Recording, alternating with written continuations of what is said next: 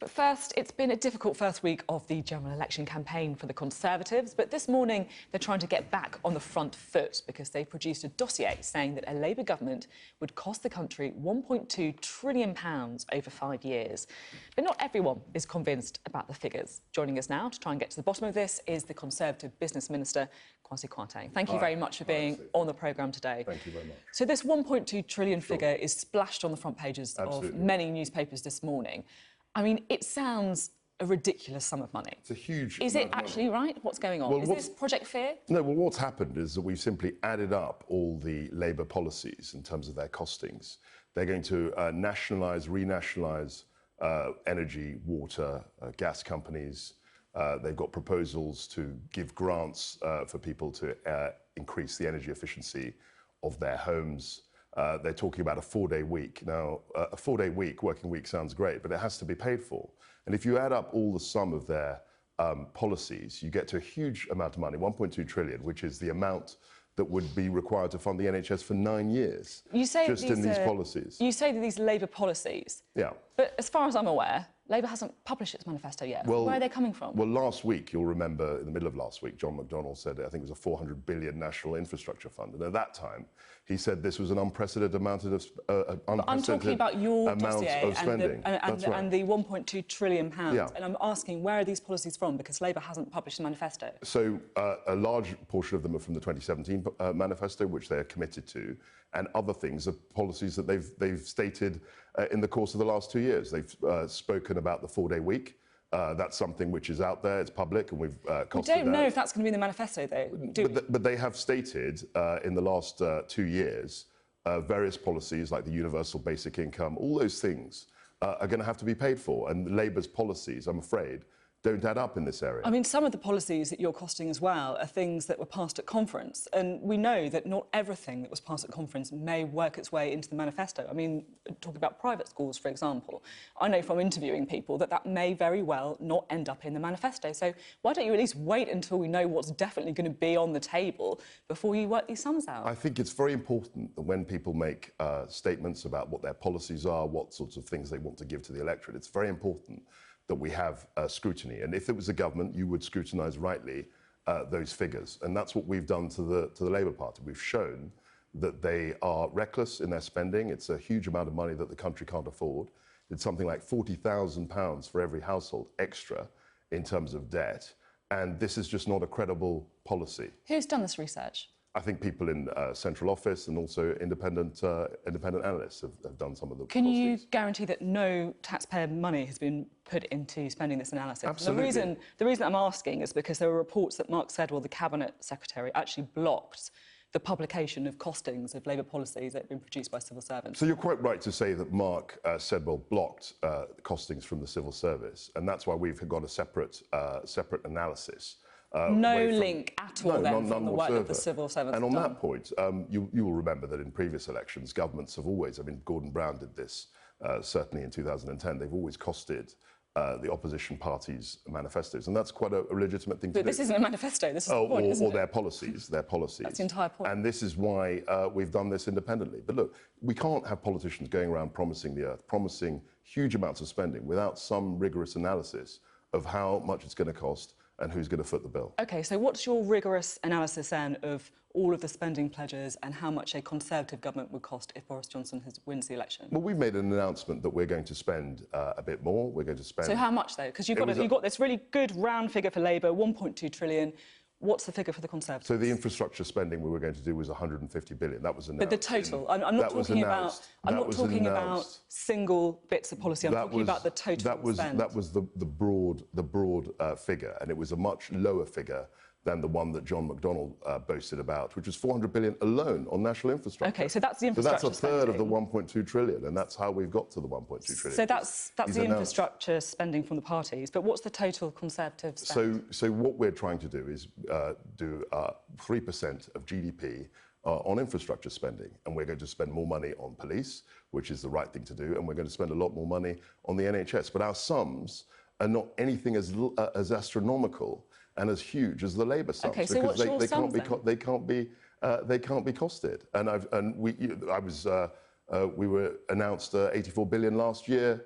extra for the NHS by the end of the 2022 period, as we thought it was then. We've already announced more spending increases, and that comes on the back of actually being prudent, being sensible about public finances. I'm just a bit confused that, Conservative campaign headquarters have spent all this time working out this exact sum for Labour. They've gone through all of the spending commitments, as you say. They've got this nice big number, and yet you can't tell me what the equivalent number is for the Conservatives. We had a budget last year which set the Parliament, so all those figures are No, but we're interested about the next Parliament, aren't we? The election is happening. What are the plans for the next 5 years? In the last year, we had a budget, and that's what governments do. Governments have budgets where they set out spending policies. The reason why we've costed the opposition's manifesto is that oppositions can get away with things, or opposition policies, is that they can get away with these things. They can promise the earth without any real rigorous look at actually how much they're going to spend and where the money's going to come from, and that's what we've done. And it's absolutely right that we did so. It's absolutely right that the public know that Labour's plans are reckless and unaffordable. You haven't got an equivalent number for the Conservatives, have you? We do have a number. What is it then? Well, as I've said, we're spending 150 billion more in infrastructure. We're going to spend a lot more money on But that's not the total. Police. That's not the total number, I'm not going to bandy around figures. But that's what you've been doing for Labour. Well, of course, but that's our job is to scrutinise what Labour are doing. We're saying that's our job. Your job is to tell us what your proposals are, so voters can come to a genuine decision. It's absolutely right for us to say this is what the opposition is saying, and this is how much it's going to cost. As I've said to you, we had a budget last year in which we set out very clearly what our spending commitments were. Anyone can see that. Does the government want to borrow more? We are going to borrow a little bit more. That's what Sajid Javid said, but that's on the back. There's always a context in these things. That's on the back of actually making really good and tough decisions in the last 9 years, where we actually didn't grow public spending as much as many people wanted to see because we couldn't afford it. We came in 2010 with a record deficit. It was £160 billion. And at the moment, we've pretty much balanced the books. And now we're saying, after this long period, we can afford to spend a bit more money on vital public services. Have you really pretty much balanced the books? I mean, we're still spending tens of millions of pounds on debt repayments every year. In 2010, 12% of our entire economy was borrowed money in terms of debt. It was £160 billion, easy to forget, and that was a peacetime record.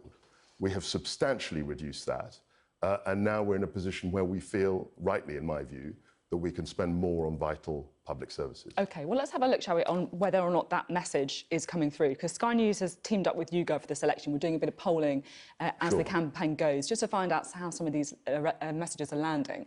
And this week, we asked people, if the Conservatives formed a government after the election, do you think they would spend more, less, or about the same as now on public services? So 30% think that you will spend a bit more, which is what you've been saying to us, but 27% think you'll spend the same, 23% less, and 23% say they just don't know. I mean, is this a bit of a worry? Your message clearly isn't getting through to people. Look, I think well, let's take the facts first. I mean, the plurality, more people think that we're going to spend more than the other columns. But you're right. 30% compared to... Yeah, but look, I accept that. That's not more, is it? Well, it's 30% compared to 27%. But well, compared to, what, 70%? If you add them all up. But look, it's the beginning of the campaign. You're quite right. I think we've got a real job. And that's why it's a hard-fought campaign. That's why we have campaigns, so that we can get the message out.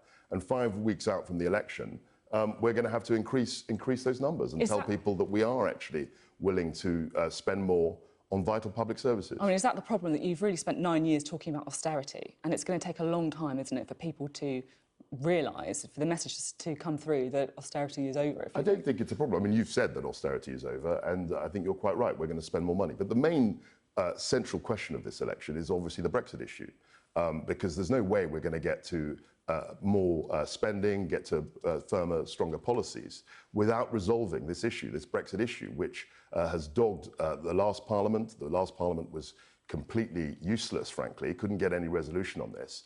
And the reason why the Prime Minister wants an election is that he wants a Parliament that's actually going to work for people, resolve Brexit, and then we can have a debate about public spending and about how we get the best public services in this country. Talking about Brexit, Nigel Farage, the Brexit Party leader, has been talking about standing candidates in many seats across the country, if not all seats across the country. He doesn't think that Boris Johnson's Brexit deal is really Brexit. Are you worried, as a fellow Leaver, that Nigel Farage and the Brexit Party may effectively stop Brexit from being done? And what would be your message to him? Look, I would say to Nigel, he was a big part of the fact that we voted to leave. He's had a political success. I think that now is the time for him really to step aside so that we've got a government, a clear message. And it's obvious to a lot of people, perhaps not as many as we'd like, but it's obvious to many people that the only way we're going to get Brexit done is by voting for a Conservative government. Boris Johnson has negotiated against everyone's expectations. He negotiated a deal. It's ready to go. And if we get a majority, we'll be able to land the deal and leave the EU by the end of January. I just want to ask a little bit of detail on the Brexit deal that's on the table, a central part, of course, of your message. And I was wondering if you could clear up whether or not businesses in Northern Ireland will have to fill out forms if they want to export to the rest of the United Kingdom under the Brexit deal. Because if we just have a little look, there seems to be a bit of confusion on this. Because this is what Boris Johnson has said, the Prime Minister. This is what he said to businesses in Northern Ireland on the 7th of November. There will be no forms, no checks, no barriers of any kind. You will have unfettered access. But then if you have a look at the Brexit Secretary, Stephen Barclay, on the 21st of October, he said, exit summary declarations, as in forms, will be required in terms of Northern Ireland to GB.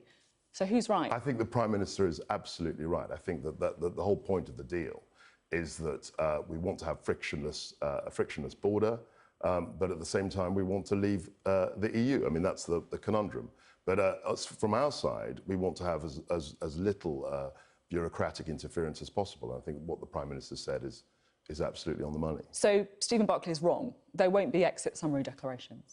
As far as I understand, I don't think there will be. I think the Prime Minister is absolutely right. OK, so the Brexit Secretary's got it wrong then? Well, I mean, you'd have to ask him, but I think that the Prime Minister knows his deal. I mean, he negotiated it. OK. Moving on to a couple of other issues that have been in the news this week. If we wind back to the Conservative Leadership Party campaign, we all remember that moment when Sajid Javid, who was running for the leadership at the time, called on the other candidates to commit to an investigation into Islamophobia in the Conservative Party. And the other candidates, including Boris Johnson, acknowledged that that would happen. Is there going to be an inquiry into Islamophobia in the Conservative Party? I think there's an inquiry that's going to take place on all forms of discrimination and prejudice. It's not just about Islamophobia, even though that is extremely serious. But the party, while there's still a long way to go, the party has actually got a good record on this. Sajid Javid himself is of Islamic heritage. He's the Chancellor of the Exchequer. We have a number of Muslim ministers. And we've got a good record on this question of integrating populations and communities. But what I would say is that any form of discrimination, any form of prejudice is completely unacceptable, and we want to root it out. I mean, one person who doesn't necessarily agree that you have got a good record on this is the former Conservative Party chair, Saeed Varsi, who expressed her disappointment that this inquiry, as she sees it, is not going to take place.